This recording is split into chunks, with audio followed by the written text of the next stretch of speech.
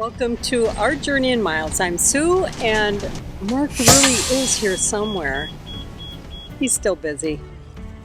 And Miles is our 2014 Newmar Dutch Star, which we've been living in full time since 2017. And this is the 4th episode in our series of Adventure Caravan Guided RV Tour, Fabulous Florida.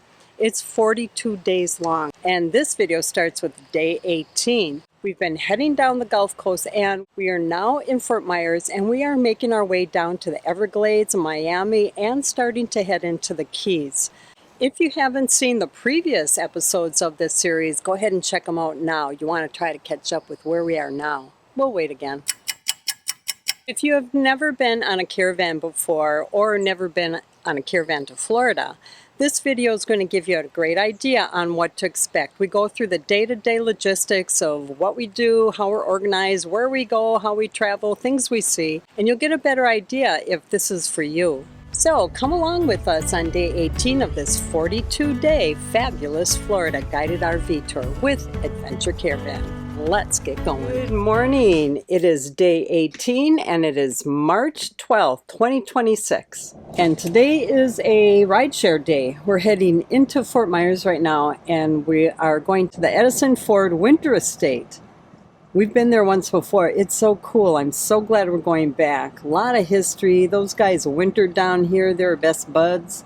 When we're done with that, we'll probably go down to the into the downtown Fort Myers. We'll probably. Didn't you see my shirt? We'll definitely go down there. He's wearing his Capone's pizza shirt. He loves that place. So we're going to go have pizza with some of our fellow travelers. So it's a rideshare day, day 18. Here we go. You know, birds of a feather flock together. We're all Dutch Star owners, and we flock together. And we do have a guided tour scheduled. Closer, you can get closer. Yeah, nothing's gonna bite you, and if they will bite you, it's past the point. All right, you're too close. So, hello, and welcome to the Edison and Ford Winter Estates. As you heard, my name is Isaac. This is my compatriot Chase. We are historians here at the Edison and Ford Winter Estates, and we get the pleasure of guiding you guys around the property and giving you a tour of the historic homes and gardens. Nice little summer home. It's a winter home, honey. Oh, yeah. The main historic homes are elevated, and they survived the 2022 Ian hurricane without significant damage, but you can see just how high it got from this post. We're told that most of this furniture is original. See, now this is the sitting room, honey. Yeah. In an RV, the sitting room is wherever you can. God, Mark. So true. Company and the graphophone company, and ended up receiving. Kitchen. So, Yeah. Here, Edison was all about electricity. No microwave. Unbelievable. So we're heading over to the Ford house So now. we do pretty well for a home back then, and it was built in 1911 by Robert Smith. This home was not built by Ford or Edison because the 1910s nobody built it. So we just finished our tour of the winter homes, but now we're going to go check out the nursery they've got here, and also the labs that are in the back. Those are fascinating. Right, so Edison was into the botanicals and all the miracles that they hold, and I'm going to check out the nursery, maybe even the museum store. But first, let's check out the lab. This botanical lab was built in 1927 by Edison, Ford, and Harvey Firestone. It was the headquarters for a major project to find a domestic source of rubber. This lab has been fully restored with original equipment, a machine shop, and a chemical processing area. Pretty impressive. And we did see so much more in the museum. But now, let's go get some pizza. What did you say? What did you say? What did you say there, Steve, buddy? Steve, I would like to get the prosciutto arugula pizza, please. Yes, dear. This is the only amount I'm having. Right, we had a great day hanging out with our friends after the Edison Ford estate. And tomorrow is actually a travel day, so you know what that means. It's a social gathering and going over the trip log for our travels for tomorrow. And the even rigs are bringing snacks, so that would be us. We're number 4. So we're heading in, and we're going to have our social and trip log time. Yes, we just had lunch, and yes, we're going to keep eating. Oh, God. This is all I'm having. That's it, right? As soon as I turn around, she'll load the plate up. As usual, we went over our trip log, and for tomorrow's drive, we're doing a group en route stop with a tour, so we have to be there at a certain time. I'm a visual person, so I usually look at Google Maps to see our route. Plus, the great things about our trip meetings is it gives us a chance to ask questions if there's any confusion. So I have a question. Normally, we don't stop en route. You know, we don't have the confidence typically. But of course, because we have the trip log, we're going to follow those instructions and get there. But could you elaborate just a little bit on, in other words, the first person that gets there, you're going to put the person like way up, and then the next person, we go nose to tail, right. And we basically park the whole lot up per your instructions. Right. And then we'll fit. And we'll make like maybe... So a good morning. It's a travel day. We were up super early today because it's a long travel day. We're in Fort Myers right now, and we're heading down towards Miami. But we've got a lot going on besides traveling. We're going to do an en route stop. We're going to stop at I'll put the name here. It's an Indian village, and we'll have a tour there. When we're done with that, we're having an airboat ride through the Everglades too. So it's a full day, and then we'll have to keep driving until we get to our next destination. So we're up nice and early. How about that? We're earlier than most people. We're going to make a fuel stop first, so we want to make sure we do not get delayed and hold people up. And here we go. One of the reasons we left so early is because we wanted to take a slight detour to fill up at Love's. We use our open road diesel fuel card to save. If you haven't heard of this program and you drive a diesel RV or truck, you really want to check it out. We've done a couple videos on the program and have been using it since 2019. We love it. You can email Mark if you'd like to get a spreadsheet of our savings over the years. On this stop, with a 38-gallon top-off, we saved $22.35. That's about 58 cents less per gallon than the pump price. Yep, you gotta love that. We were making good time and didn't want to arrive too early, so we pulled over for about a half hour. Also gave Mark a potty break. And then we're on our way again.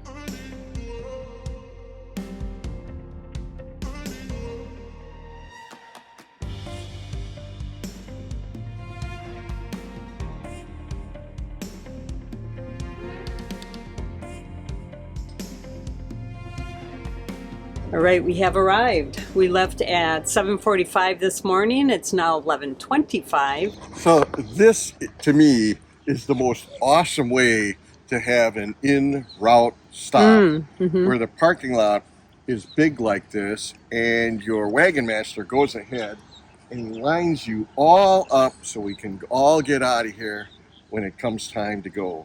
That's why we're here. Yeah. This is an en route stop, Mark Chandler style. Truly, usually we don't do en routes. We had a tight situation at one place. It was fine when we got there, but once we're ready to leave, there were cars everywhere blocking us. We had a hard time getting out, so we're a little gun shy with this stuff. This is good though. So we've got a tour that'll start at 1 o'clock. Oh, everybody's showing up. We have a caravan. And then apparently we go across the street and we are having an airboat ride at 3:30. Should be fun. We're hoping the rain holds out. We started with a guided tour through the village. This was a real village that real Miccosukee Indians did live in. Within the tribe, we have a matriarchal society. Where you live determines how you live. Like I said, this is our wood carving scene. Which is right by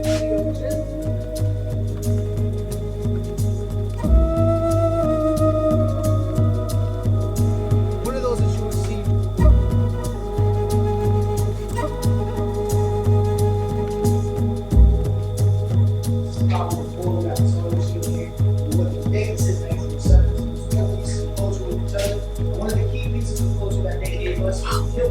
Good afternoon and welcome. She and Tamil to the Miccosukee Indian Village, and we're both alligator demonstrators here at the Miccosukee Indian Village. Our shows are not actual WWE wrestling shows. So we do not body slam the alligators or put them into chokeholds or anything of that sort. Our shows are strictly traditional and educational. Pulling it towards you, then from that point taking one big leap over onto the alligator's back, and then you are to cover its eyes. And which you're going to be utilizing your chest plate and your head to apply pressure, extending your arms out, then pulling out a piece of rope to quickly tie them out. Smile. They will harvest them out and turn them into beautiful jewelry. Wow. How is it? Actually feels very smooth and it's kind of squishy. It's Cute. Can we have one, Mark? Can we please? So we were supposed to go on our airboat ride, but as you can see, it is like seriously raining out right now. So they canceled it. So we are going to have I guess we're going to have a free day at our next stop, and it's only about a half hour from here now. They said if we do want to come back, schedule something on our own, that they will reimburse us. So it was a great day, and here the airboat ride is ready to go, and the storm really came in hard. Oh well.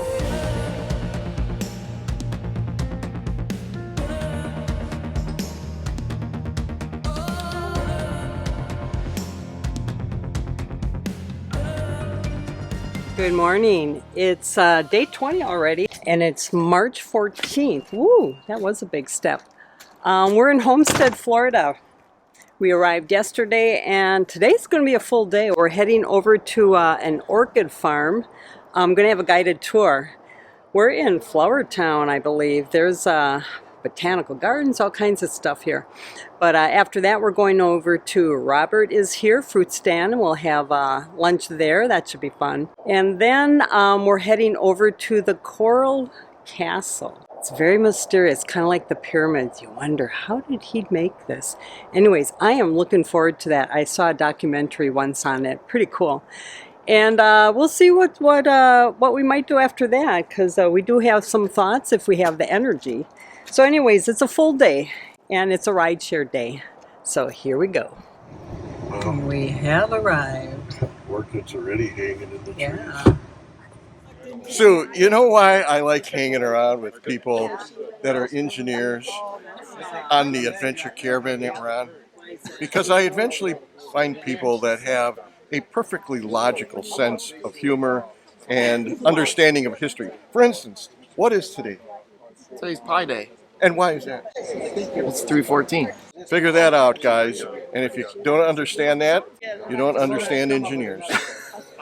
This was a great sign showing all the things to do in the area, just in case you were still trying to figure out what to do.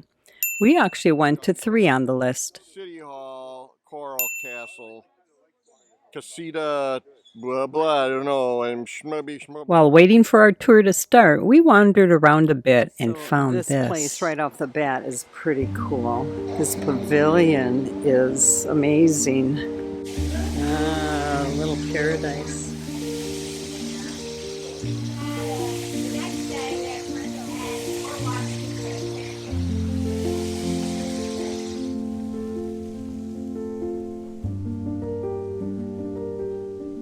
Hello, welcome to the Adventure Caravans fabulous Florida 42-day tour. Show that. Good to have you with us, guys. We had a private tour with Michael. Anyway, the RF Orchids has been in business for over 50 plus years. The property has been in the Fuchs family for over 100 years. So there's a lot of plants in the landscape that are... Originally, Fred Sr. and Louise Fuchs ran their nursery together until Fred Sr.'s death in 1969. The next year, 1970, their grandson Robert Fuchs returned to Homestead after graduating college and began a massive cleanup and renovation of the nursery. And RF Orchids opened for business in December of that year. Big recognition came to RF Orchids when the 11th World Orchid Conference was held in Miami, Florida in 1984. This is when RF Orchids won 12 individual medals, and their exhibit won a Best-in-Class trophy.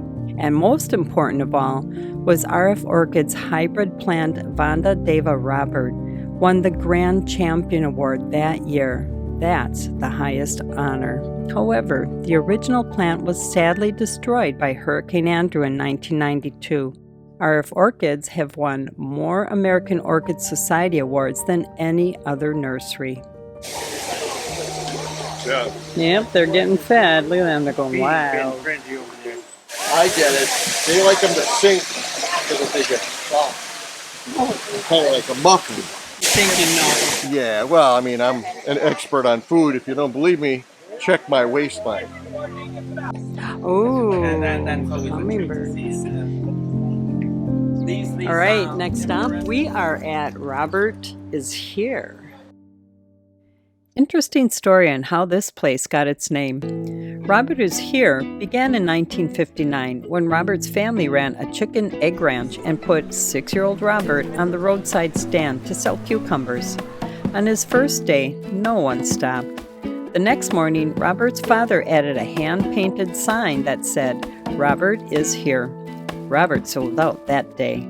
And it quickly grew into a beloved family-run fruit stand specializing in rare and exotic fruits and vegetables, mostly grown right here on their farms.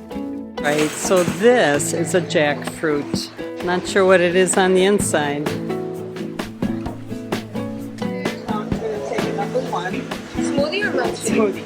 Okay. My bad. Then also smoothie, the black sapote, is that how you say it? Yes. And that's kind of chocolatey. Yes, but I will say that it tastes better as a milkshake than a smoothie. Oh, it is. And while we were waiting for a smoothie and milkshake, we browsed around. What a huge selection. Anything fruity. We also tried a few samples. Great. Can eat the skin and all. Let's do it. There's Mark. He's got our shaken smoothie and our Cuban sandwich. We got a bunch of birds, wildlife, more plants, petting area, animal area. Wow. Pretty cool. This Cuban sandwich. This black sapote tastes like chocolate pudding. Mark had the coconut, pineapple, banana. Looks like ham, almost cucumber, Swiss cheese. Really good. We're on to the next stop, Coral Castle. His first one was located 10 miles south, and he actually moved all of the stone. The Coral Castle was built from 1923 to 1951 by Edward Leedskalnin, a Latvian immigrant. The amazing thing is, he used only basic tools and moved and carved massive coral reef limestone blocks, some weighing several tons. Then you can see that it does still spin. Now, of course, it is on all original equipment from 1936, so it does get a little hard to push on sometimes. But we use some modern tech called WD-40. Might have heard of it? The castle just defies conventional engineering explanations, and it all started because Ed did this to heal his heartbreak. He decided to build a monument to his lost love, crafting this, one of the world's most mysterious structures. Ed would work in secret, alone and at night, and he quarried and sculpted tons of coral rock harvested from the local landscape. He created an astonishing array of stone sculptures and furniture pieces, with the tallest measuring 23 feet tall and the heaviest weighing over 21 tons. Remember, he used only basic tools, and it took him 28 years to build. Ed credited his monumental achievement to a deep understanding of weight and leverage, but he also claimed he had unlocked the secrets of the ancient Egyptians' pyramid builders, allowing him to manipulate massive stones with ease. He developed pioneering applications of magnetism and published numerous amounts of written works on magnetism. His works and writings on electricity and magnetism featured experiments to empower others to tap into and utilize this energy. But despite theories, the methods used to build Coral Castle remains one of the great unsolved scientific mysteries of our time. There's so much more information out there. Look it up if it intrigues you. I know I did. So we just finished up at Coral Park. Mark and I took off and we are kind of on our own. We still have time in the day, so we're going to check out the Fruit and Spice Park. They also have a tasting tour, so I signed up for that too. So here we go. Fruit and Spice Park is a unique 39-acre tropical botanical garden featuring over 500 varieties of exotic fruits, spices, and nuts, making it the only one-of-a-kind in the U.S. You can explore the gardens on your own. Just pick up a map showing all the different areas and what you'll find there. We actually chose to pay extra and do the tasting tour. If you are on your own, you are not allowed to pick anything. They say if it's on the ground, it's free game, but don't even think of picking anything. Unless, of course, you're on a tasting tour and have permission, like we did. And a lot of more rare fruits that you don't find in a grocery store. So this tree has what's called a Cauley flora flowering pattern. So the flowers come right off the bark of the tree, and it fruits about 3 times a year. So you just pop them right off. And they did go out that morning to pick and cut up ripe fruit for us to sample on the tour. This is called mamey sapote. This is the national fruit of Cuba, filled with fiber, and it tastes like a mix between a sweet carrot and a sweet potato. You never know what you're going to see here. It is a huge iguana. That's called sapote or coconut. Tastes like French toast. All right, we've got some citronella grass here, and it really smells like citronella. I'm taking this home. I need it. So Ojim pro tip is if you want to find the citronella plant to keep mosquitoes away, the way you identify it is there's no mosquitoes on the plants. Try some tamarind now. It's apart in your hand like a peanut, then it's good to go. A fruit, you've had it in a sauce. This is where Worcestershire sauce comes from. Ooh. A lot of pad thai comes from it. Just make sure it's not disgusting when you open it up. It'll be very obvious if it's gross. Okay, so I don't know what's gross or not. Is this gross or is this okay? That looks awesome. Oh, God. It'll be gross because it'll be here. So you see all that brown stuff? Yeah. You're gonna kind of take it off the seed with like your teeth. Oh, that is good. There. Like that tamarind? For the other We're leaving the African region right now. All right, it's a wild fig. Not that tasty though. Moringa. Oh, no kidding. Native to India and very popular. It has 7 times the amount of vitamin C that's in an orange. Oh. Vitamin B, E, and A. I should start with A. And also every amino acid that you need in your daily intake. So it is a true protein, one of the only true proteins that come from Moringa. You feel like Dr. Joe, honey? Mmm. Were they coconuts? It's like fresh peas. Oh. You want to try Yeah, it? they're like bright orange. And you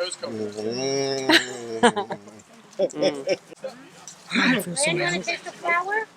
This is called loquat. Has anyone heard of loquat before? No. Sometimes called Chinese plums. Only by people in Miami. Nowhere else in the world do they. All right, we're picking our own now. This one's disgusting.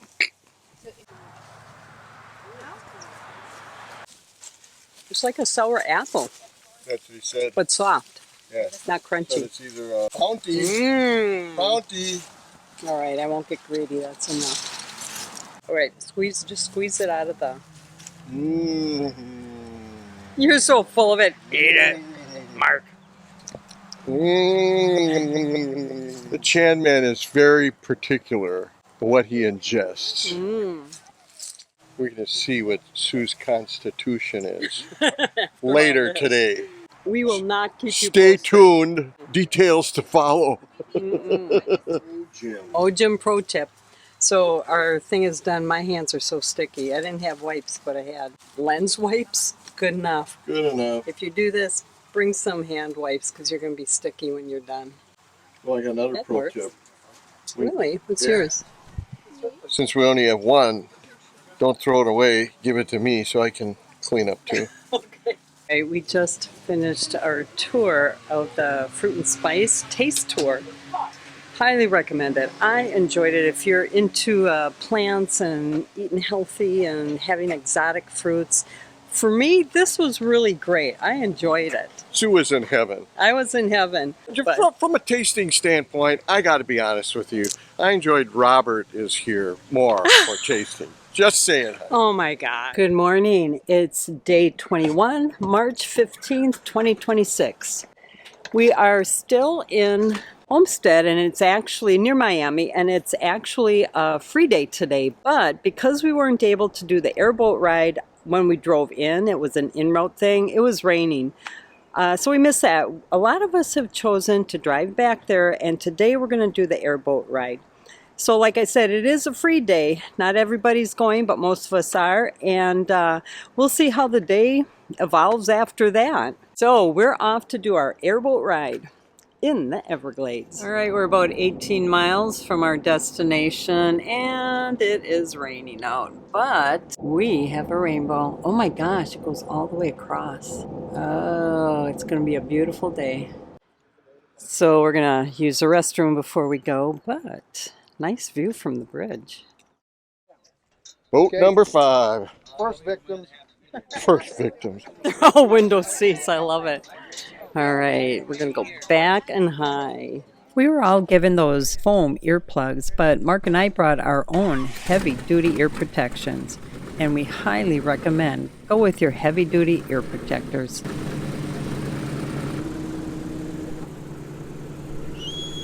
Yep. Bring your own heavy-duty ear protectors.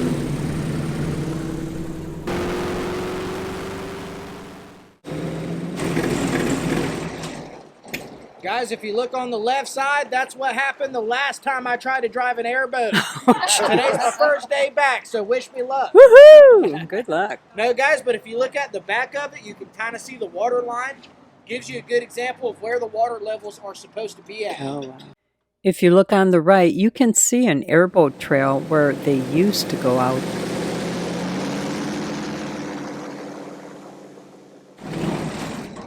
So guys, I'm going to have to let a few of y'all off on the dock. We'll pick you up on the way back, okay?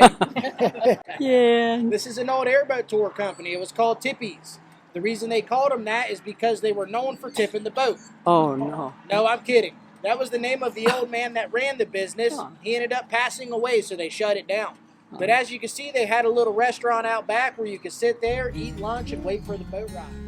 Ramp on the left side of us here is where a lot of people put their personal airboats in to go camping out in the Everglades. So people will buy or lease properties from the state and turn them into airboat camps. So I've actually seen 2-story houses built out there in the Everglades, guys.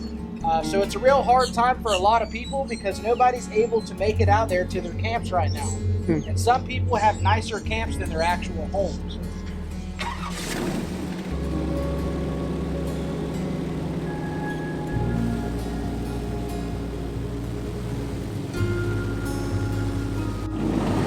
Guys, I'm looking for a little baby. But you can see there's about 1, 2, 3, 4. I see 4 of them. Most I've spotted in here is about 7 recently. Last year I come through here, the same exact babies I spotted about 15 or 20. Oh, wow. Now a mama gator can have an average of 30 to 40 eggs, but only a small percentage survives. Sometimes even 10% due to a low survival rate and other natural predators. The number 1 predator of the baby alligator is the great blue heron, big bluebird that we see. At the time of this video, March 2026, the Everglades is in their most severe drought in 25 years, dropping about 2 feet in 2 years. I looked it up and found that the Florida Everglades is very shallow and referred to as a grass river, with water typically averaging 4 to 5 feet deep, and with a large area often less than 1 foot during drier times. So losing 2 feet in 2 years is a problem. The drying out marshes are forcing airboat tour closures, endangering wildlife, and raising wildfires. Not good. Watch out, dude. No brakes, no reverse. That's what makes it fun, though, right? It's just like my first truck.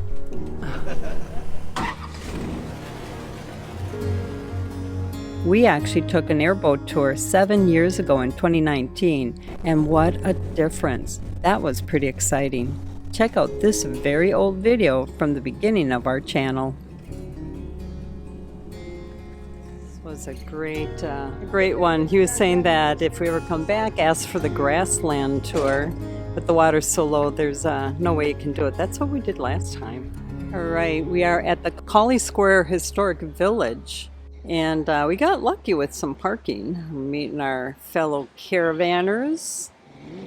Always take a photo of the map so you know where you're going. We were here on a Sunday, which just happened to be Farmers Market Day. Lucky us. We just sampled everything.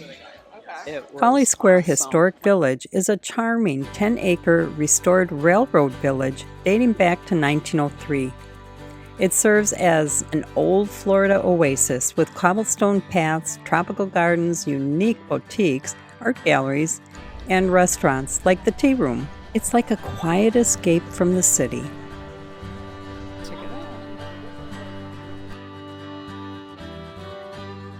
My favorite stand. Lots of yummy and healthy things here. I actually came back and made a few purchases.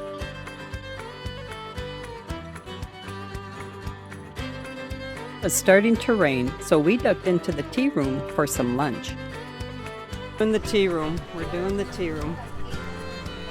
Definitely a tea room. Steve's out of his comfort zone right now. Here we go. All right, it's time for our hot tea.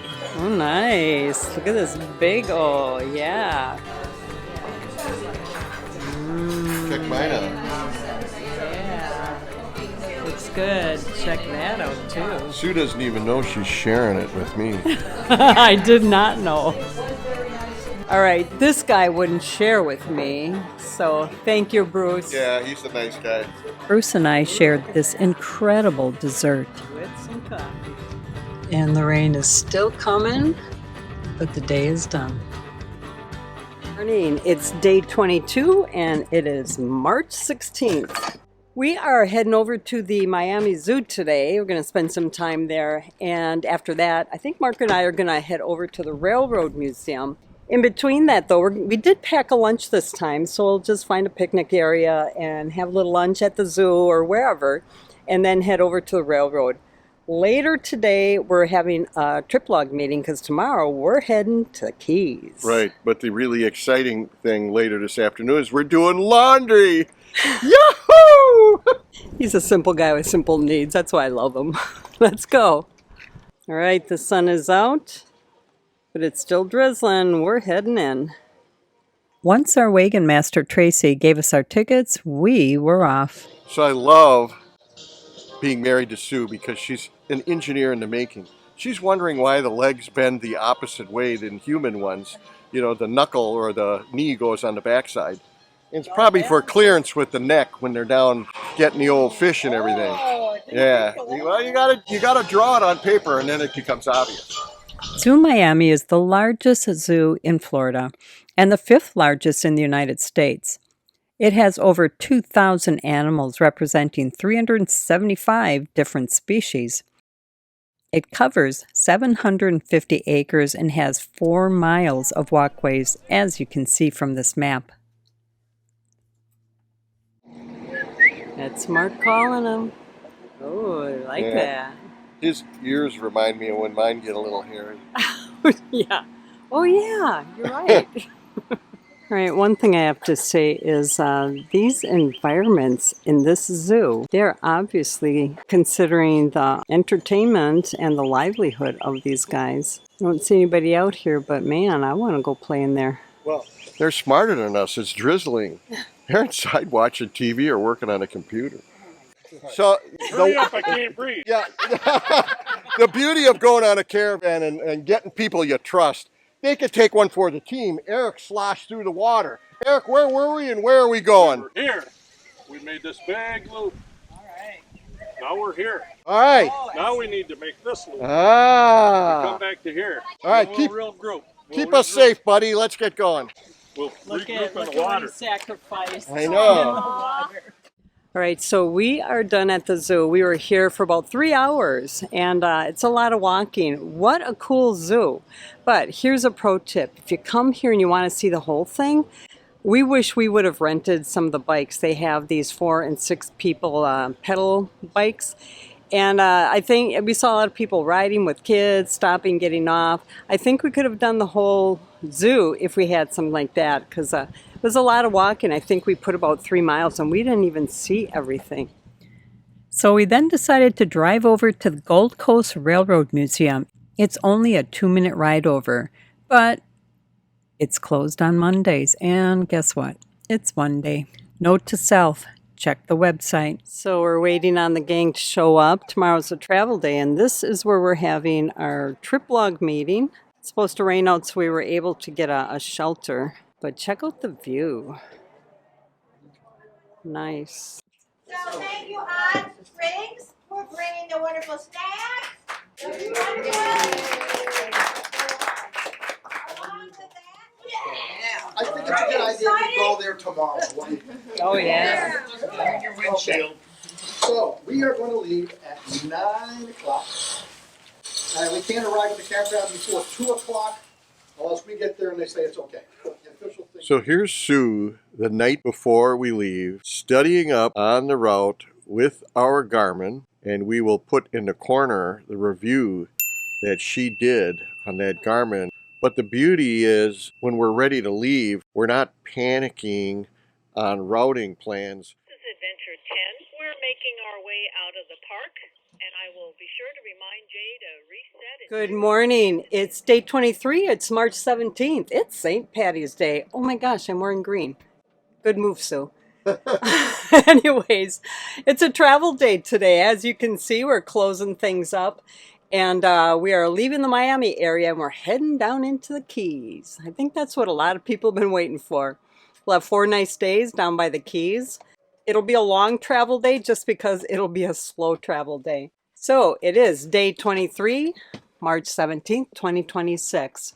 Once we get there, we're actually going to do a Leo. That's a let's see it out. Yeah. So it'll be interesting. It's at a tiki hut sort of place and a lot of seafood. And Mark hates seafood, but he'll survive. I'm going to have Sloppy Joe. I looked at the menu already. I got to say, we're coming up on RVing 9 years full time. We've been fantasizing about driving on this road. When you have a Class A with the giant dashboard and the windshield to look through, we'll get a good view. You have the best seat in the house. So we're really looking forward to that. Yeah. All right. Let's go. Adventure 2. This is Adventure 4. We're getting ready to leave the park. Look at that action shot. Good deal, Adventure 4. I see your headlights are on. Make sure and set your trip meter. During this drive, we used the Guide Along app, which is a GPS audio tour. We became aware of the app on one of our previous adventure caravans. We bought the Miami, Florida Keys tour, and you can see on their map when our guy has info to share. It's really informative and fun. Watching the numbers go down until we reach mile 0 in Key West. I kind of hear from the Beach Boys as we crossed onto Key Largo. You know the one. Come on, let's all just do it. Here we go. Aruba, Jamaica, ooh, I wanna take you to Bermuda, Bahama, come on, pretty mama. Another thing helpful for the drive was our trip log. There really aren't any rest stops, but our trip log did show where we'll find some pullouts. Okay. We're aiming for. Yeah. And it should be about 7. So it'll be at 64. Yeah. Yeah. And where are we at? Oh, this is it. This is it. This is it. This is it.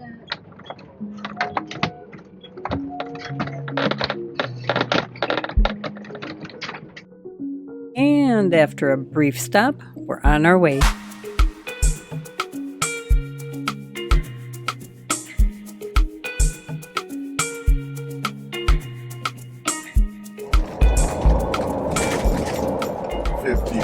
Pass with care.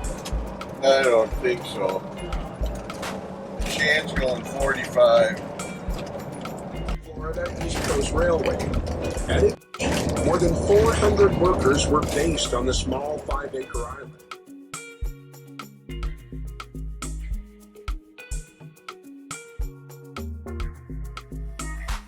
And here's Fred the tree, a symbol of resilience surviving major hurricanes like Irma.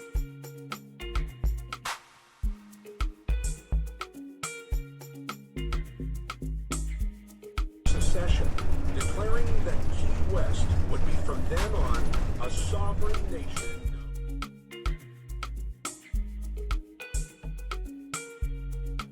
Adventure 1, this is Adventure 4. We're about a mile out. Okay, Adventure 4, when you make that left-hand turn onto Johnson Road, I'll be standing right there. Roger that. All right, we're almost there.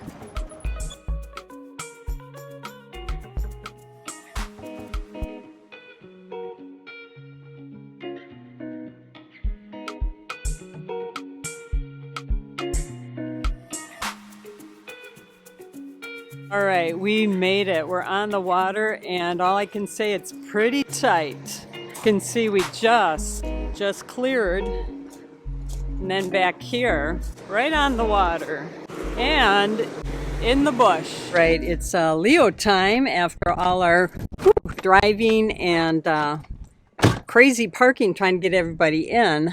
We're meeting for some seafood at Tonio's Seafood Shack and Tiki Bar. The Leo has begun. Even though we're all in different tables, we are all together. Absolutely. This is St. Patrick's Day. Some of us get dressed up here. Okay, so this is Renee right here, and I'm going to show some footage of how professionally she drove in to her spot when we got to the campground today. And I do have to point out that this is another one of the great things about being on a caravan, especially if you're a solo driver. Your back is always covered.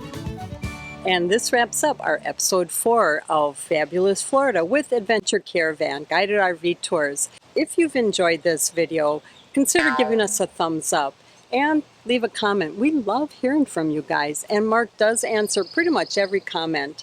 And if you haven't already subscribed, we ask that you do subscribe. It really helps our channel out. Plus, you don't want to miss the next few episodes coming up in this series. So, until we see you on the road or in an RV park or maybe on a caravan, safe travels and thanks for joining us. See you in the next episode.